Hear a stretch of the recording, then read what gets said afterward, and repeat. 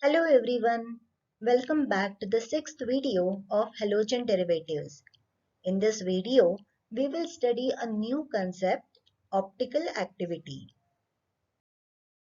To understand what is optical activity, we will first have to learn certain definitions.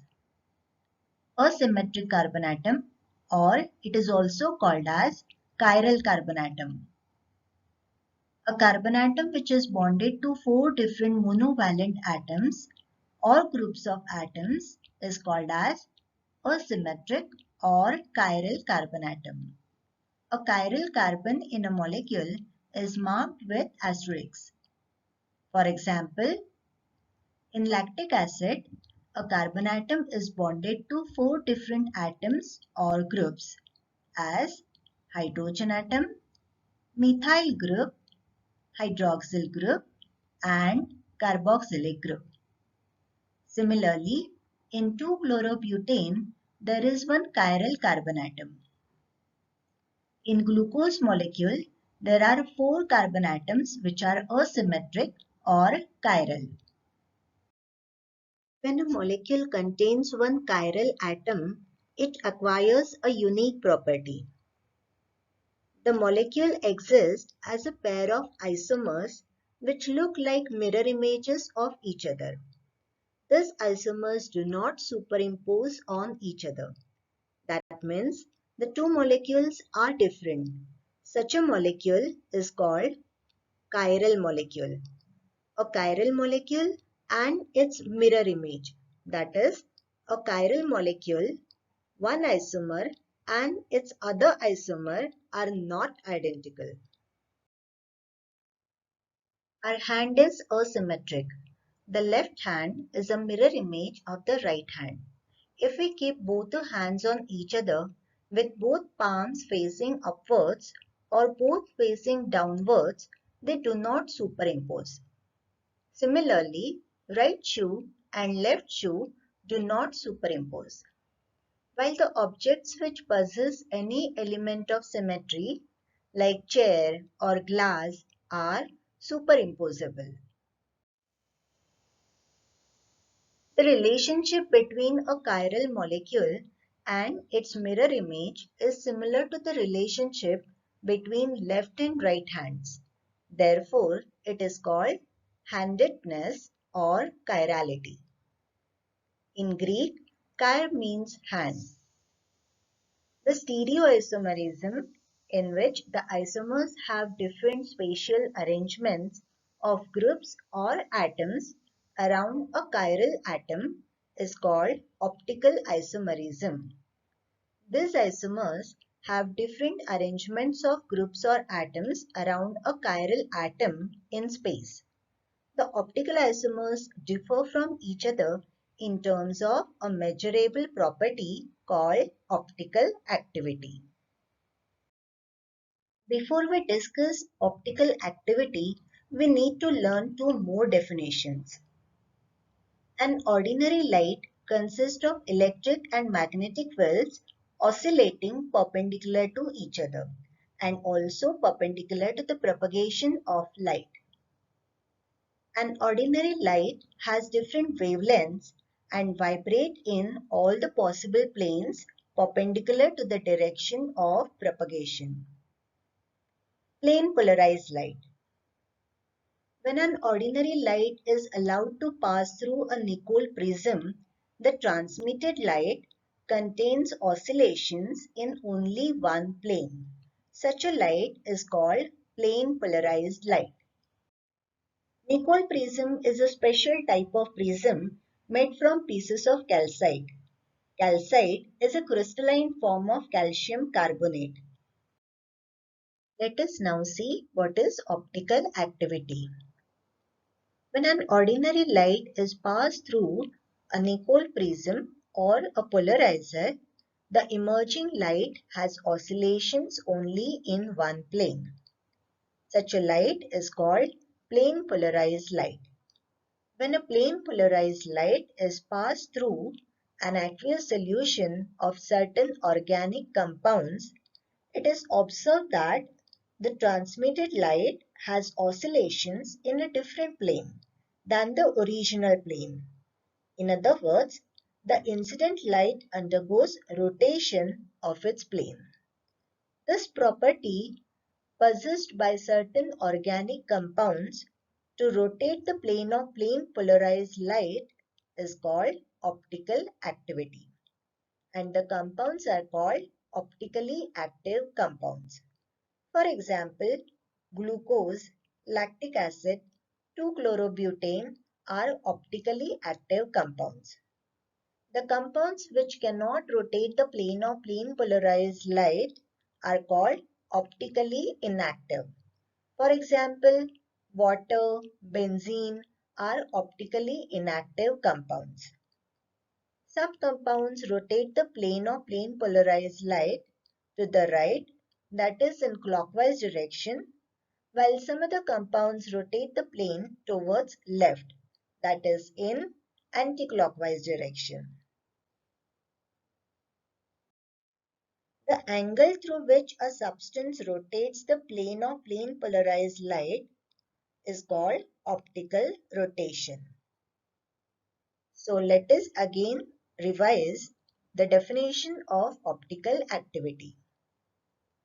When a plane polarized light is passed through an aqueous solution of certain organic compounds, the plane of plane polarized light is rotated to the right, that is in clockwise direction, or to the left, that is in anti-clockwise direction. This property is called optical activity.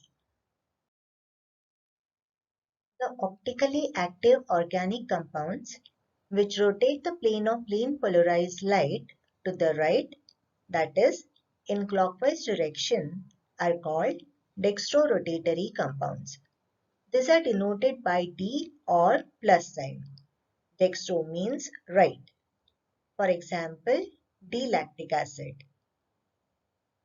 The optically active compounds which rotate the plane of plane polarized light to the left, that is in anticlockwise direction, are called levorotatory compounds. These are denoted by L or minus sign. Levo means left. For example, L-lactic acid. Lactic acid is a chiral molecule.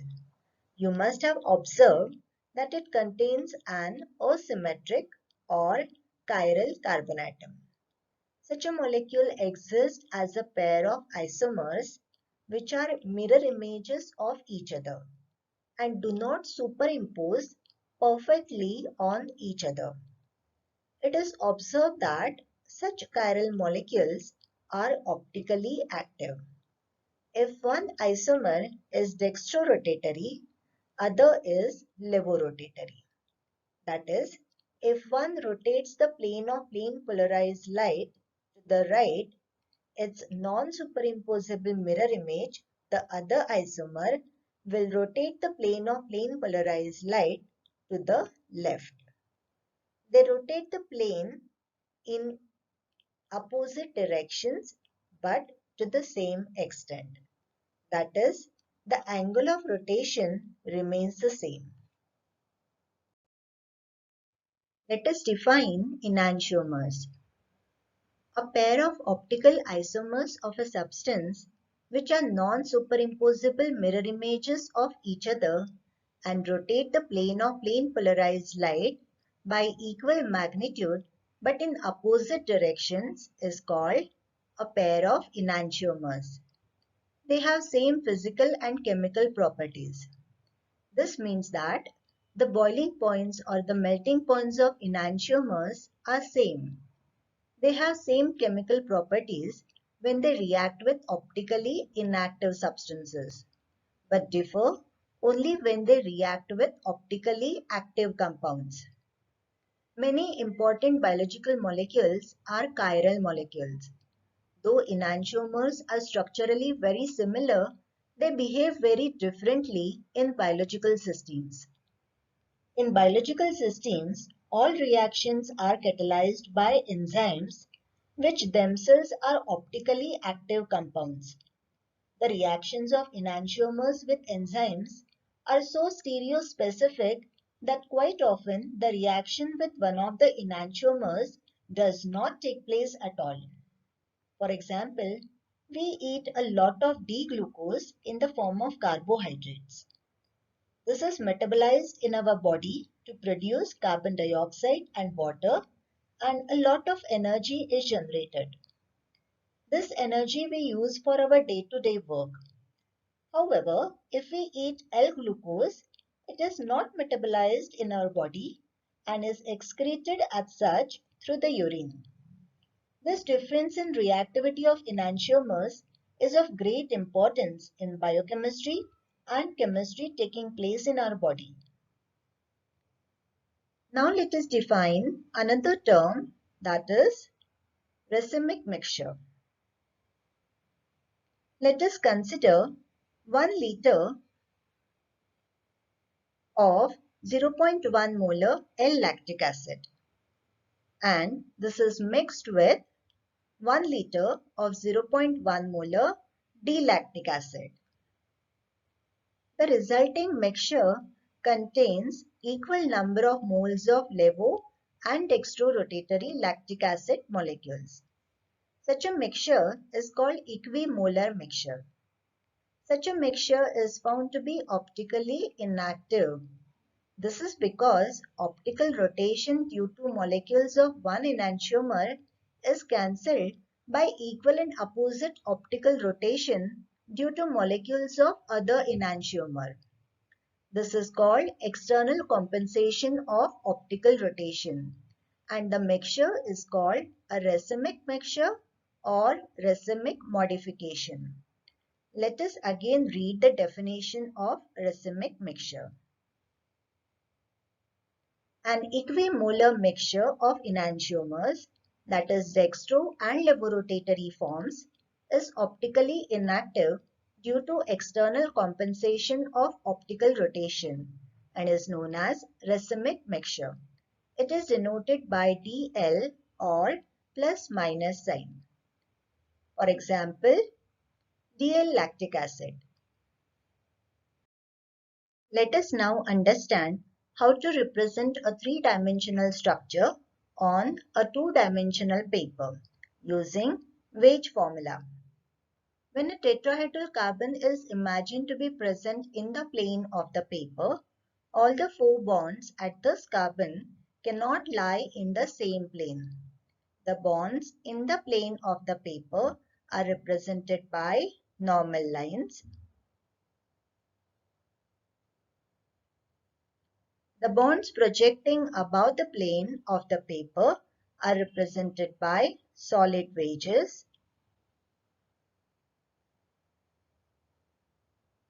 or simply by bold lines, while bonds going below the plane of the paper are represented by broken wedges,